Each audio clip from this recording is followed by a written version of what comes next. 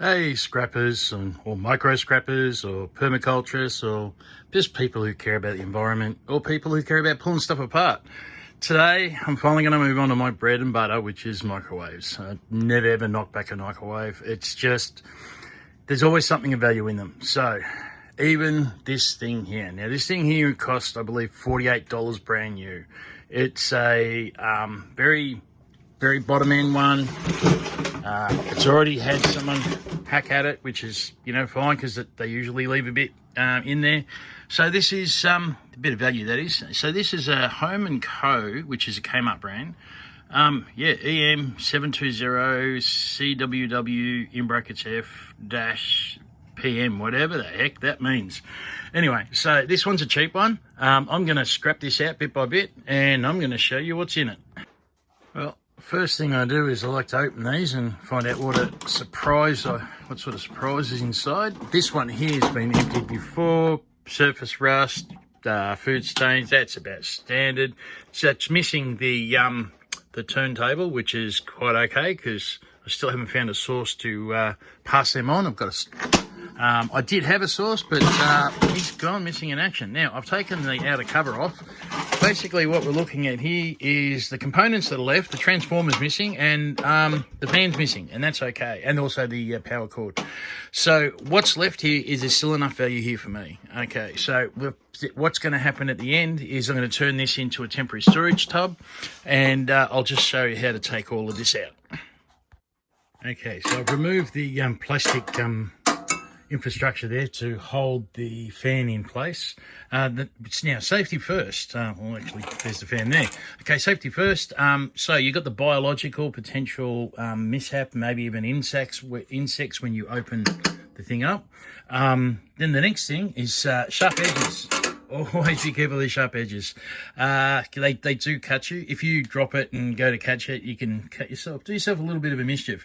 All right, now, these capacitors here, they are enough to kill a human being. However, they have a safety discharge feature, and in all my times, I've never, ever had one go bang. So I just cross them with a screwdriver or something similar just to make sure there's no charge left in them. They have a drainage system where after about 5-10 minutes, I don't know exactly how long, but they actually drain the power out of it so they can't really zap you. All right. Now, then we get into the crux of it. All right, so the wiring harness or the loom, I'll get that out and I'll show you what's what with that. Okay, that's giving us a little bit more clearance. All right, so what we'll find here, once we've got the loom's just hanging here because there's actually one more component down here that I'll talk about in a sec. Now, this is the handle, the button you push to open up the actual door. Once you get that away, and it's just a matter of pushing that in with a screwdriver with these basic models, you've got the control board here, which is usually just a couple of screws. In this case, it may actually only be one, but I'll show you what to do with that in a moment. What I'll do is I'm going to be taking the 4 screws out of the magnetron, and I'll take this out and I'll show you what it's like in a moment. Okay, so this thing here is a heat sensor, and they're actually set at certain temperatures. I've got quite a few of them there, so I might do a project one day where I can actually get all the lights going up bit by bit on a barbecue or something. Okay, the magnetron, just a bit of a wriggling once you get the screws off. Now, that's what the magnetron looks like, and I'll have a separate video for pulling these apart, because these very standard basic ones, yeah, they're really easy once you get the hang of it. Okay, so this here is a bit of a concern, this pink thing. Okay, this particular one will be aluminium oxide, but on the expensive models or the older models, they can actually be beryllium oxide, which is really bad for human beings. So be mindful of that one. Okay, once we get it to this stage, nice and clean, it's time to take off the door, the front panel, and also the rear. The bottom panel. So I'll start with the bottom panel, and I'll also take the hinge off this door, and then that hinge there. Once the door's off, I'll stack that with all the other doors, and I'll do a video of just doing stripping doors. Okay, once we get the bottom off, we expose the last component that we need to actually take off, which is, I believe it's called a synchronous motor, and it's basically the turntable motor. Usually 1 or 2 screws on this one, and quite easy to get out. And then once you've got this out, it should, yep, there we go, got the whole wiring loom to deal with, and I'll take you through that in a moment. So we are nearly done. Okay, so you can see the hinge. Well, that was the hinge, and then the door should come off, and then once the front panel's off, we're stripped clean. All right.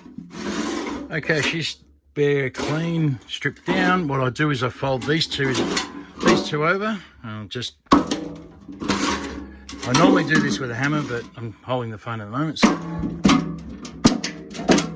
Okay, then we've got a nice little tub. What I do is I punch 2 holes in here just for the water to drain out, just in case it gets used for outside storage. And there we go, we've got a temporary tub. Okay, and the last little bit is the wiring loom. All right, so first off, you get a little tiny power board, a little bit of copper in there. Sometimes the fuse will come out, a little bit of wire to go in the wire bin. Okay, the synchronous motor, there's actually two little reels of copper in there, which are quite nice to get out. Not a lot of weight, but, you know, a bit of fun to get out. An old school filament globe, which basically can't be used for very much except for that. That will be used in projects and things like that. And then we have our switches. We got 3, they used to be called micro switches or mini switches. I'm not sure 100% what they're called at the moment. But now, here's a puzzle.